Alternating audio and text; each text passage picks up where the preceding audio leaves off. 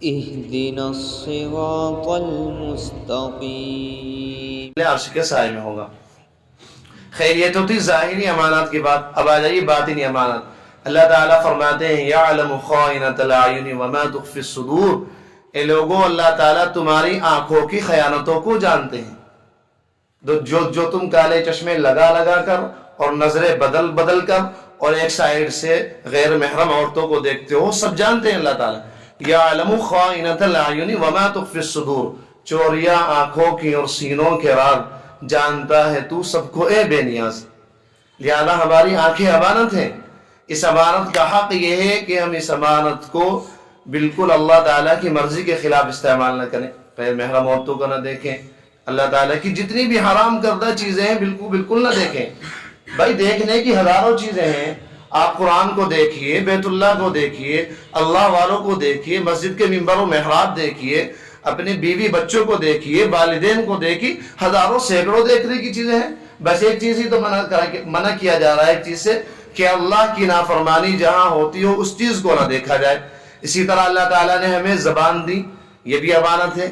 اب اس امانت کا حق کب ادا ہوگا؟ ہم جھوٹ نہ بولیں، غیبت نہ بولیں، قبل اس سے کہ اللہ تعالیٰ ہماری زبانوں کو گم کر دے۔ کیا ہم چاہتے ہیں کہ اللہ تعالیٰ ہماری زبانوں کو بالکل گم کر دے، ہم بولنے کے قابل نہ رہیں؟ اسی طرح اللہ تعالیٰ ہاتھ دی، ہاتھ امانت ہے، ان کا حق یہ ہے کہ اللہ تعالیٰ کی مرضی کے خلاف استعمال نہ کیا جائے۔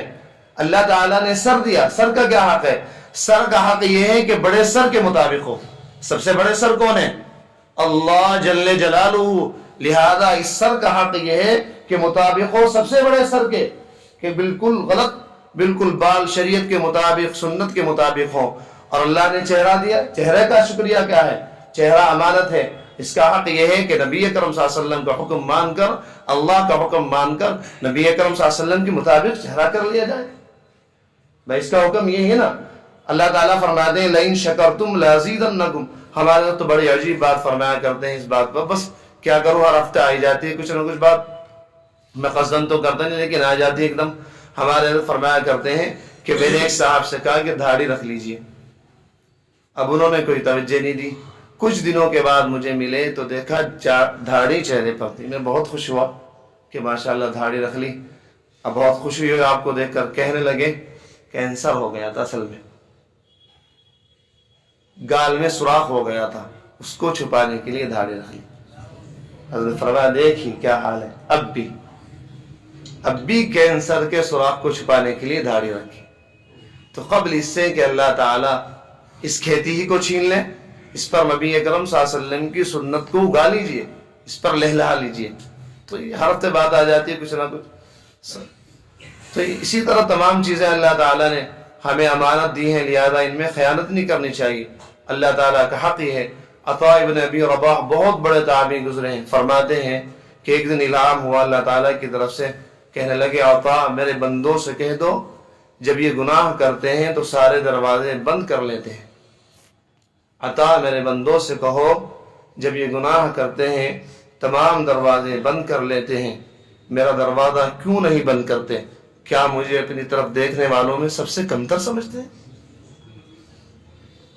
راتوں کو چھپ چھپ کے گناہ کرنا، کمرے بند بند کر کے گناہ کرنا، رضائیوں کے اندر گناہ کرنا۔ فرما رہے عطاء میرے بندوں سے کہہ دو جب گناہ کرتے ہیں سارے دروازے بند کر لیتے ہیں۔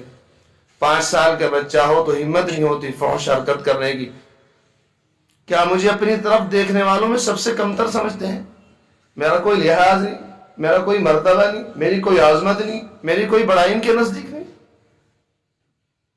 اسی طرح فرماتے ہیں ایک دن الہام، بہت بڑے تابعی، ایک دن الہام ہوا عطاء میرے بندوں سے کہو، عطاء میرے بندوں سے کہو جب ان پر کوئی پریشانی آتی ہے تو شکوے شروع کر دیتے ہیں، کاروبار بند، بیوی بچے پریشان، بیوی بچے بیمار، رات دن ان کے رجسٹر گناہوں سے بھرے ہوئے میرے پاس پہنچتے ہیں۔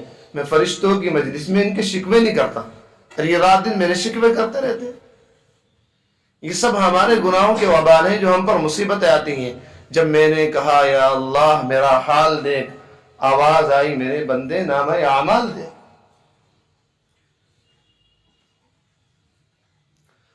اللہ باقی ہم تو اب اگر علماء نہ ہوتے، علماء حقہ اللہ والے نہ ہوتے، ہم تو بالکل برباد ہو چکے ہوتے۔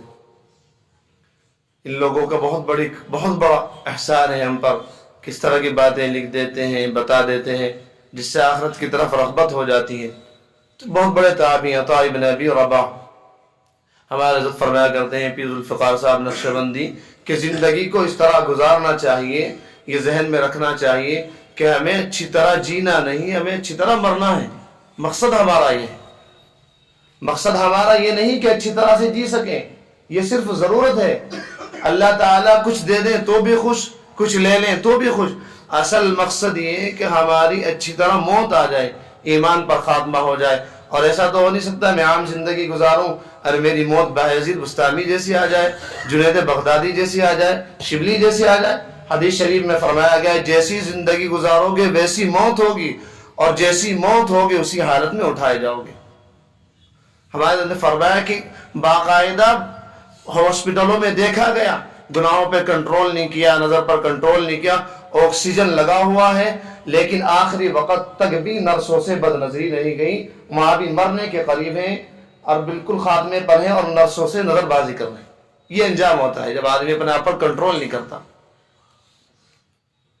تو یہ بھی سب ہمارے پاس امانتیں ہیں۔ اللہ تعالیٰ ہم سب کو امانت کی توفیق، حق ادا کرنے کی توفیق عطا فرمائے۔ حضرت کا ایک جملہ بڑا عجیب ہے، بڑا عجیب، بہت بار نقل کرتا رہتا ہوں۔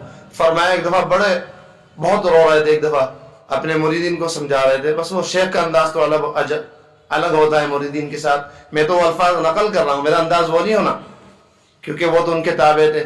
حضرت نے فرمایا خدا کی قسم تم لوگ کہتے ہو کہ نظر پہ کنٹرول نہیں ہوتا، نظر پہ کنٹرول نہیں ہوتا، کبھی بد نظری، کبھی ٹی وی، کبھی یہ۔ میں دیکھتا اگر اللہ تعالیٰ تمہیں مادرزاد اندھا کر دیتا، پیدا کرتا، تم کس طرح بد نظری کرتے، کس طرح ویڈیو دیکھتے، کس طرح فلمیں دیکھتے، کس طرح کرتے تم؟ میں دیکھتا تمہیں اگر تمہیں اللہ تعالیٰ مادرزاد اندھا پیدا کر دیتا۔ ایسا آدمی ہر وقت اللہ کے غضب کے دائرے میں ہے۔ اتنی بڑی طاقت کو ناراض کر کے کوئی آدمی سکون سے رہ سکتا ہے؟ گردنیں ہلا کر، ہمارے نے فرمایا گردنیں ہلا کر فون پر عورتوں سے باتیں کرتے ہیں۔ ارے نہ تم خیریت سے رہو گے، نہ تمہاری عورتیں خیریت سے رہیں گی، نہ تمہارے بچے خیریت سے رہیں گے۔ بڑی طاقت کو ناراض رکھ کر خوش رہنا چاہتے ہو؟ گھر میں ٹی وی رکھ رکھا ہے، ابھی تک توفیق نہیں ہوئی ٹی وی نکالنے کی۔ نہ ٹی وی خیریت سے رہنا، نہ تم خیریت سے رہو گے، نہ تمہاری اولادیں خیریت سے رہیں گی۔ بڑی ماشاءاللہ بڑے مشرع، 5 وقت کے نمازی، دھاڑی، سب چیزیں، لیکن گھر میں ٹی وی، ابھی تک چھتوں پہ چھتریاں ابھی تک لگ رہی ہیں۔ بھائی کب کو مرنے کے بعد تم چھتریاں اترواؤ گے اپنی؟ موت کا انتظار کر رہے ہو کیا؟ موت کے بعد تو سارے گناہ چھٹ جائیں گے، کافر سے کفر چھٹ جائے گا، منافق سے نفاق چھٹ جائے گا، جھوٹے سے جھوٹ چھٹ جائے گا، تو اس میں فرق کیا ہوگا؟ اور دعوے مسلمانی کے، یا اللہ ہم مر مٹنے کے لیے آپ پر تیار ہیں۔ ہلکی سی حرام آرزویں خون کرنے کی توفیق نہیں ہوتی تو اللہ تعالیٰ کے لیے گردن کیسے کٹا سکیں گے؟ اللہ تعالیٰ کا ایک حکم ہے شرعی، اس پر عمل کرنے کی توفیق نہیں ہو رہی تو بھائی رونے کا مقام ہے۔ ہمارے فرمایا کرتے ہیں رو کر مانگیں اللہ سے۔ حضرت جلال الدین رومی رحمۃ اللہ علیہ فرماتے ہیں کہ جب آپ اپنے عذاب کی مستی کسی کو دے دیتے ہیں تو اس کا حل اس کے سوا کوئی نہیں کہ اس کو دوزخ میں دھکیل دیا جائے۔ اللہ کو ناراض کر کے کوئی آدمی سکون سے نہیں رہ سکتا، بالکل پریشان، بے شک جنت یعنی دوزخ یہیں سے شروع ہو جاتی، ہر وقت پریشان، ہر وقت ٹینشن، ہر وقت ڈپریشن، آئے دن اب یہ مقدمہ دیکھیے ذرا، جو اللہ تعالیٰ کے نافرمان ہے، کروڑوں پتی ہیں لیکن مقدمات سے فرصت نہیں مل رہی ہے، آج یہاں کا مقدمہ، آج یہاں کا مقدمہ۔ ایک آدمی مزدور ہے، صبح کو مزدوری پر جاتا ہے، شام کو کما کر لاتا ہے، آرام سے چٹنی کھا کر، دال کھا کر، پیاز سے کھا کر مزے کی نیند سو رہا ہے، اور ان ظالموں کو گولیاں کھا کر نیند نہیں آ رہی۔ ہمارے حضرت نے فرمایا کہ ایک دن مسجد کا لینٹر ہم نے ڈلوا، تپتی دھوپ، مئی جون کا مہینہ، ایک مزدور، کھانے کا وقت ہوا دوپہر کا، ایک مزدور کو دیکھا کھانا کھایا، گرم ریت پر وہیں لیٹ کر سو گیا۔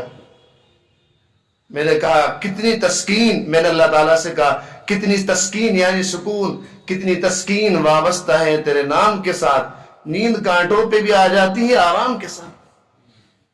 اللہ کو راضی کرنے کا انعام ہی ملتا ہے، آدمی ہر وقت خوش رہتا ہے۔ اللہ تعالیٰ فرماتے ہیں وَلِمَنْ خَافَ مَقَامَ رَبِّهِ جَنَّتَانِ، جو اللہ کے سامنے کھڑے ہونے سے ڈرا اس کے لیے 2 جنتیں ہیں۔ اب یہ 2 جنتیں کیا ہیں؟ حضرت مفسرین فرماتے ہیں، امام رازی رحمۃ اللہ علیہ تفسیر کبیر میں لکھتے ہیں وَاعْلَمُوا أَنَّ مَعْرِفَةَ اللَّهِ تَعَالَى جَنَّةٌ حَاضِرَةٌ، لوگوں اگر تمہیں اللہ کی محبت مل گئی، معرفت مل گئی، تو سمجھ لو دنیا میں تمہیں جنت مل گئی۔ ہمارے نے فرمایا ایک مجنون لیلا پر دیوانہ ہو گیا تو پاگل ہو گیا۔ ایک مجنون لیلا پر دیوانہ ہوا، دنیا کی محبت کا کیا انجام، حسن کا کیا انجام، کہ بالکل پاگل ہو گیا۔ اور وہ اللہ جل جلالہ جنہوں نے لاکھوں لیلاؤں کو پیدا کر دیا، یہ تو دیکھیے آپ اللہ کی شان، جس نے چاند کو پیدا کیا، سورج کو پیدا کیا، پوری دنیا میں اپنی خوبصورتی کو بکھیر دیا، ان کے حسن کا عالم کیا ہوگا، ان کی طرف کتنا متوجہ ہونے کی ضرورت ہے، اللہ جل جلالہ کی طرف کتنا متوجہ ہونے کی ضرورت ہے۔ اب دیکھیے ہماری نمازیں علیہ باللہ، کب ہماری نمازوں کا خشوع ہوگا، کب ہمیں تقوی حاصل ہوگا، طہارت حاصل ہوگا، کبھی ہم نے احساس کیا کہ ہماری زندگی کب تک ایسی گزرتی رہے گی؟ ہم تو اللہ کے بغیر ادھورے ہیں۔ باتیں میں بھی کرتا رہتا ہوں، اللہ تعالیٰ میرے اس قال کو حال بنا دے، میری اس زبان کو عمل بنا دے۔ ہمارے حضرت نے فرمایا ہر گلستہ خار ہے تیرے بغیر، زندگی ایک نار ہے تیرے بغیر۔ اللہ کے بغیر آدمی بالکل بے چین، بالکل پریشان رہتا ہے۔ ان اللہ یامرکم ان تؤدوا الامانات الی اہلھا، دعا کیجیے۔ ہم نے اپنے بازو کو بہت آزما لیا، توبہ کرتے ہیں صبح کو شام کو ٹوٹ جاتی ہے، صبح کو توبہ کرتے ہیں شام کو ٹوٹ جاتی ہے۔ اللہ تعالیٰ سے دعا کیجیے کہ اللہ تعالیٰ ہم نے اپنے بازو کو آزما لیا۔ جب بیٹا پریشان ہوتا ہے اور اس کے دشمن اس پر غالب ہوتے ہیں تو وہ اپنے ابا کو پکارتا ہے، لہذا ہم تھک گئے شیطان سے مقابلہ کر کر کے، نفس سے مقابلہ، روزانہ توبہ کرتے ہیں کہ کل سے کوئی غیبت نہیں کریں گے، پھر اس کے بعد غیبت ہو جاتی ہے۔ ایک بزرگ خواجہ ابو الحسن خرقانی رحمۃ اللہ علیہ عجیب معاملہ، عجیب بات فرما دیں، جس نے کوئی دن بغیر گناہ کی گزارا، اس نے وہ دن نبی اکرم صلی اللہ علیہ وسلم کی صحبت میں گزارا۔ ہماری بھی کوئی تمنا ہے کہ ہمارا دن کبھی کوئی نبی اکرم صلی اللہ علیہ وسلم کی صحبت میں گزرے۔ کوئی ایک دن تو ایسا ہو جس پہ زبان سے جھوٹ نہ نکلے، غیبت نہ نکلے، کسی کی بدگمانی نہ ہو، غیبتیں نہ سنی جائیں، بد نظری نہ کی جائے، نمازیں نہ چھوٹے، جھوٹ نہ بولے۔ کوئی ایک دن تو کم سے کم ایسا گزارا جائے جس کے صدقے میں اللہ تعالی ہماری پوری زندگی کو ایسا کر دے۔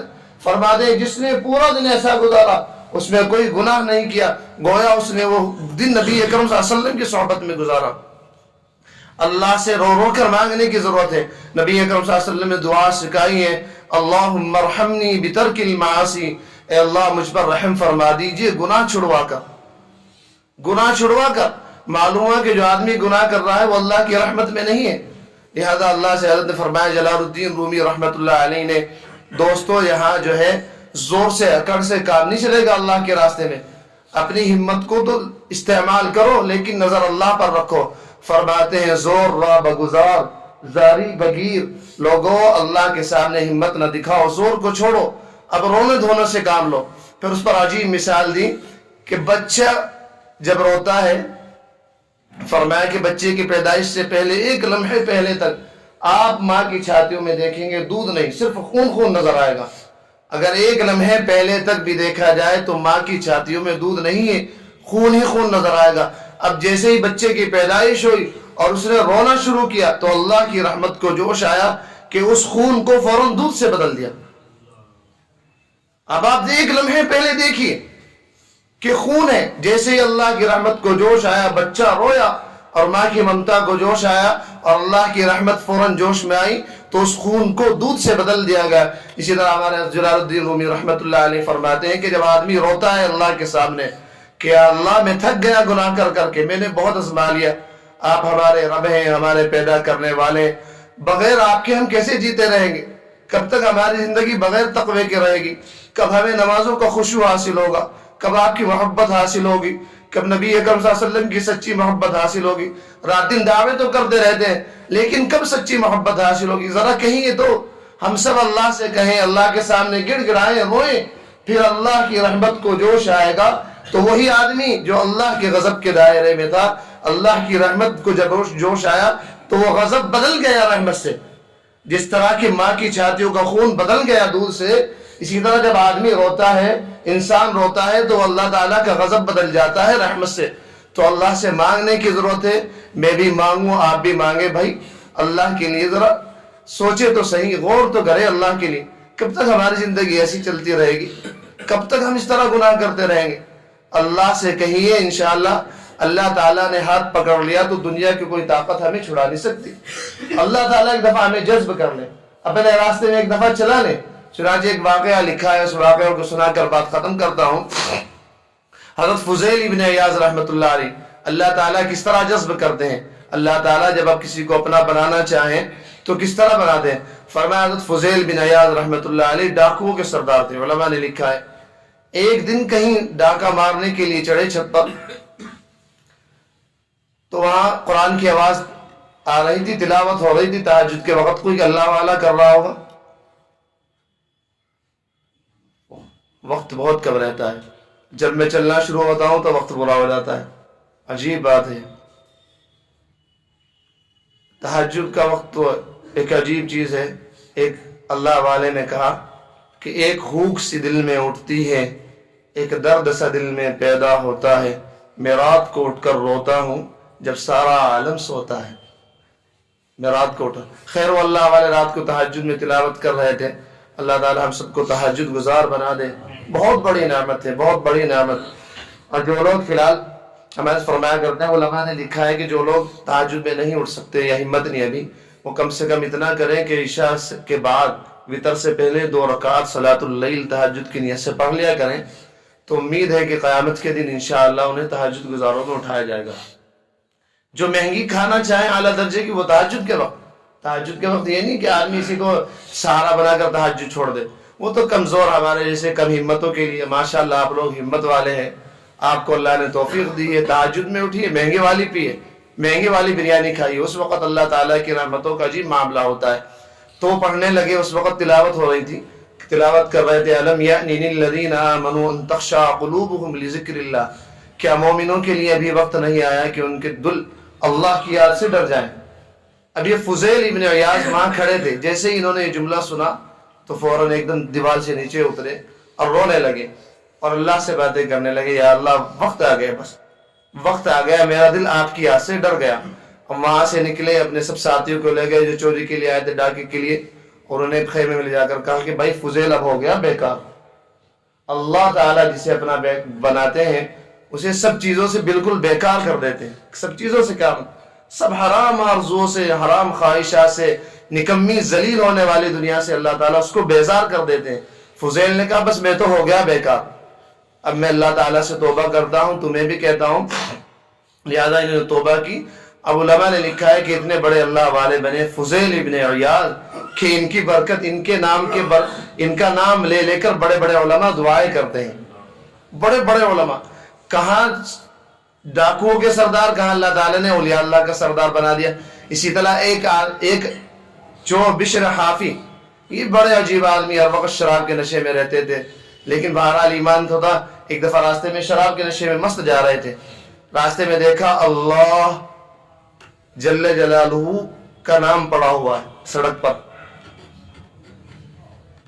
اب بس محبت نے جوش مارا, اس کاغذ کو اٹھایا, عطر لگایا, چومو, سر پر رکھا اور گھر لے گئے. سر پر رکھے اسی حالت میں نیند آ گئی, سو گئے. اللہ جل جلالہ کا دیدار ہوا.